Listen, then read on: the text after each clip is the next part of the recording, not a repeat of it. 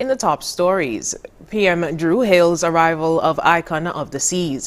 Guyana's housing ministry demolished residents' homes, and Pakistan ex-prime minister and wife gets 14 years jail sentence. Hello and welcome to the ZIZ Midday Newscast. Today is Wednesday, January 31st, 2024. I'm Scottisia Hendrickson. Nationally, Honorable Dr. Terence Drew, Prime Minister of St. Kitts and Nevis, lauded the arrival of the Icon of the Seas, the world's largest cruise vessel, as a significant milestone, illustrating St. Kitts and Nevis's ascent as a leading cruise destination. He addressed the gathering during the Icon of the Seas inaugural cruise call plaque exchange ceremony with a message of joy and national pride. Prime Minister Drew emphasized the government's commitment to sustainable tourism, aligning with Royal Caribbean's group's ethos of environmental responsibility. He is quoted as saying, "We have dedicated our efforts to creating an environment that effortlessly blends the preservation of our natural heritage with sustainable tourism practices. This is an important tenement of this government's agenda to ensure that St. Kitts and Nevis becomes a sustainable island state. This agenda correlates perfectly with Royal Caribbean's group commitment to sustainability, or as they call it, sea-stainability. Their efforts to reduce carbon intensity and their blue-green promise tie seamlessly with our mission to propel our cruise industry into an environmentally curious or conscious era." Dr. Drew also highlighted the economic impact of the event. Our economy becomes the fortunate recipient of great opportunities as the arrival of the largest vessel in the world anchors our nation firmly on the global map of commerce. It ushers in the possibilities for economic investments and employment, important aspects of economic development.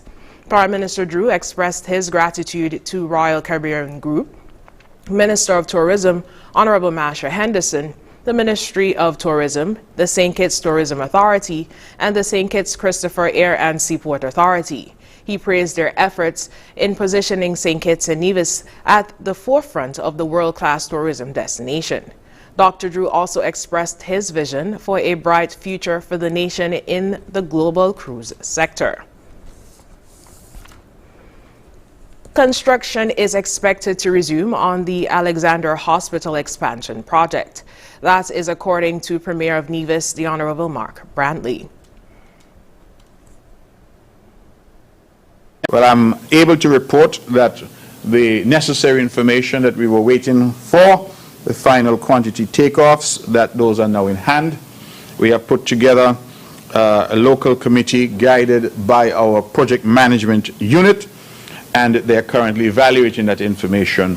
And we convened an all parties meeting earlier this month, and I'm now told that we expect for the actual construction to resume in the first half of this year. And so I'm happy that the impediment that we had has now been removed, and that we expect now to be able to move forward with this critical project and to move forward with the construction to get us to a point of completion. And so I thank you for your patience. I know members of the press have kept asking, and members of the public naturally. It is an important project, and it has been delayed. It has been delayed, in my humble opinion, for far too long. But we are now getting it back on track, and we expect that we will have that project completed in short order. Premier Brantley was speaking at his January 30th press conference when he made the announcement. The Alexandra Hospital expansion project broke ground in May 2017, and construction commenced on May 1st, 2018. It is jointly funded by the Sugar Industry Diversification Fund and the St. Kitts and the Nevis Island Administration. In a significant move to transform the marine sector, the Department of Marine Resources, St. Kitts and Nevis, is gearing up to establish CMOS production exhibition sites over the next few weeks as a pivotal component of its Transformation Strategy 2024. This was revealed by the Director of Fisheries and Marine Resources, Mr. Randall Thompson, at the 2024 Work Plan presentation hosted by the Ministry of Agriculture, Fisheries and Marine Resources on Tuesday, 23rd January. Our plan is aquaculture. Getting into aquaculture and establishing it to a next level. So we're looking at sea moss production.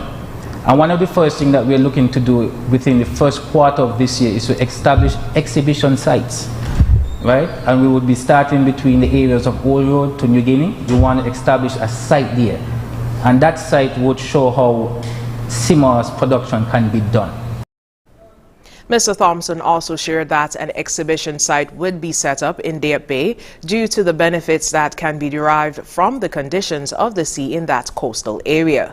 He added that stakeholders will be invited to view the development of the sites to learn about the innovative and sustainable methods of sea moss farming. Here we would also be inviting stakeholders, young entrepreneurs, fishers, to be a part of it, be a part of the process, so that they can see that sea moss production is a viable way forward that can supplement their income or even be something that they do full time. The director said once the Federation harnesses the potential of sea moss through training and research conducted at the sea moss production exhibition sites, St. Kitts and Nevis is poised to record substantial economic growth, and skilled fisherfolk can further contribute to a more sustainable and resilient marine sector. In regional news, in Guyana, residents of Section C Cummings Park protested outside the Ministry of Housing and Water to oppose the demolition of their homes without notice. More in this report. Distraught Cummings Park residents are calling for justice after their homes were destroyed on Tuesday morning. They gathered in protest, questioning the actions of staff from the Ministry of Housing and Water after their homes were demolished without warning. My house, I spent over 300 and something thousand for bail. I'm currently a second-year UG student, doing accountancy. Still wonder how I'm going to study because the house currently on the floor. The irate residents say they are now homeless after the destruction of their homes. One resident told Nightly News that he has children and has nowhere to go. No, I do anything. They come and block down my thing. I got 3 children in the UFR with a second bag. I don't live with no more than no father. The residents said that officers from the ministry recently visited the area and they were advised to apply for house lands. The residents claimed that they did so without hesitation. Before Christmas and give me that number. I'll never pull a paper and bring it in here. Housing of the self Latvia. And everything I get 227 seat, 227. Yeah, I 228. How come now the pump to do that? Check the people. The trick we. They were subsequently told that their houses were being demolished to accommodate the construction of the new Ogle Road. They also added that if there are no answers, they will rebuild on the land that they were occupying. President of Guyana said that the budget that is every guy needs. For AGP 9.